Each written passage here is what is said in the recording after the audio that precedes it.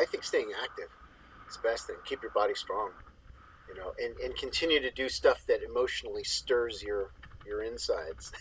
You know what I mean? Where it scares you a little bit. I think that's extremely important. To work in a heightened physiological state and need to be physical in your answers. I think it's extremely helpful.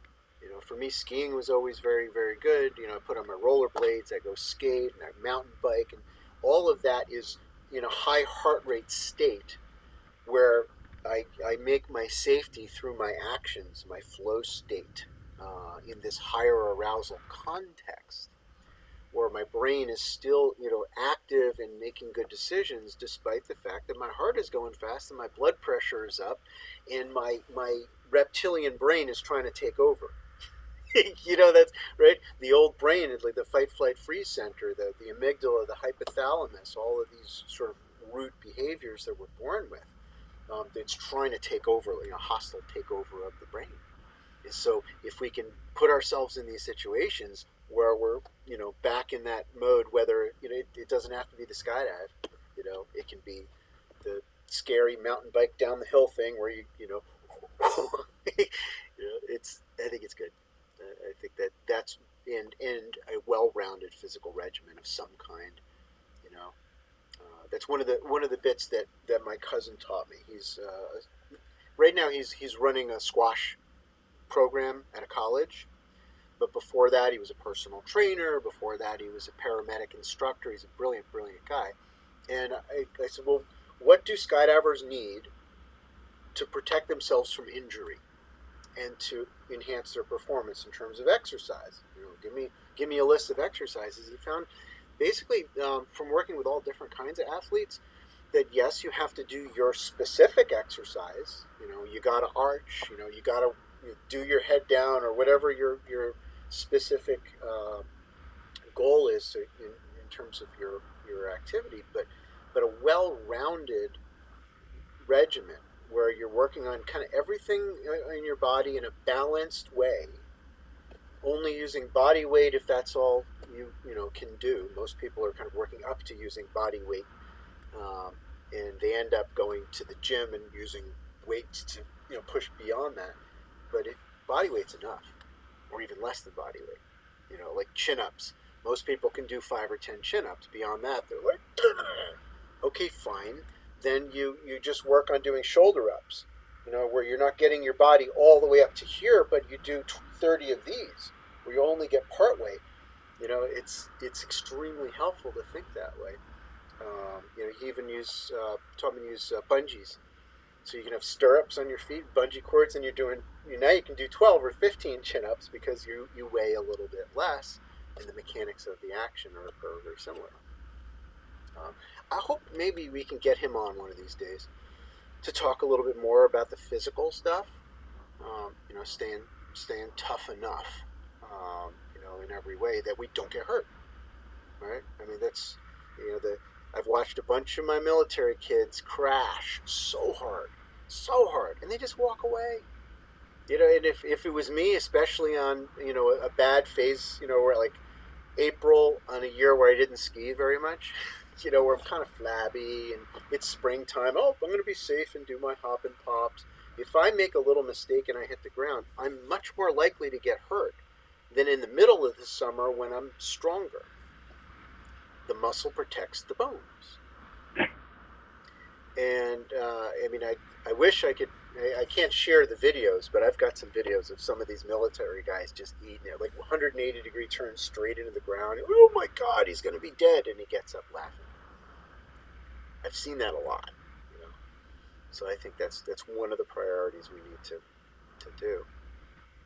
The other thing that comes to mind when it comes to the downtime, for most of us that means winter, but for like my friends in the UAE, downtime is when it's too hot to jump. It's the flip-flop, right? And so whatever, when you got your downtime, I think the other part to consider is your happiness factor. Because, how would we define an addiction? Something that you think you can't live without. And if you can't get it, then you become depressed. You become sort of resentful and cranky, and it's just kind of natural. And given that,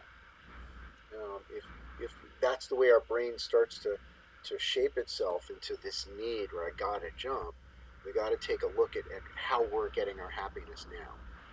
Okay, so you can't do that, but I'm not gonna be miserable. So what can I do that makes me actually happy? Not just like, oh, this is nice. I mean, you go bowling, and with a bunch of friends, maybe you have a beer or two, and you're just laughing and you're having a great time. That is giving you the endorphins that you need to get through the day, get through the week. The social interactions that just stop in the winter for so many skydivers. Get together.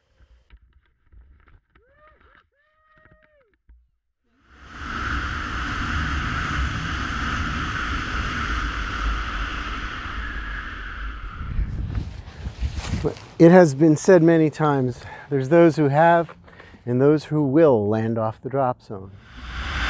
The ability to choose a good field, the ability to fly a nice pattern into that field and set yourself down safely and softly, maybe not standing up, but safe where you can walk away afterwards, that's a complicated story. And it's a story that hasn't been told very efficiently and very effectively, and we need to tell it. So I've been working on this body of information, well, it turns out my whole life, didn't realize it. But putting together the information that's going to help you evaluate what's beneath you when you didn't plan on being there, over that baseball field, over that backyard, over that farm field, over that unknown DZ. Beware of changing that plan too low. So by about 2,000 feet, you really should have it not just picked out where you're going to land, but how you're going to fly the pattern. And if it's super tight, you certainly want to make sure that you're almost kicking the trees on the near side of the field so you don't overshoot to the other side. As a skydiver, you're going to be in these situations where you're landing off the drop zone.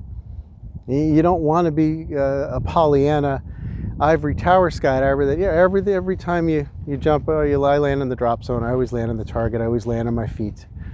Well, what if you don't? Are you ready for that? So that's what this video is about. DZ unknown. Let's go to the classroom and talk about some details. When I'm facing into the wind, my glide is limited. I'm flying steeper relative to the earth. So that means that I'm fighting the wind, you can think of it that way, and any reduction in airspeed is going to hurt me. Any steepening of glide, substantially steepening of glide may hurt me as well. It's windy though, so I'm keeping my hands up in full flight. If I try a little bit of rear risers, that may help. A lot of rear risers, I'll lose speed, right? So what I need to think about right now is kind of keeping my my knees up, staying real small, making sure that I don't lose any forward speed. We weren't making much progress towards the drop zone. Multiple options. I wasn't making a lot of progress across this road, but in this case, I think I made the good choice. You can get surprised crossing over roads low that, oh look, there's a power line or something. But Google Maps is cool because what you can do is find that location, right click on your mouse, and then you can measure the distances. So you can get an idea of how far from the drop zone is acceptable. We're going to talk about spot range.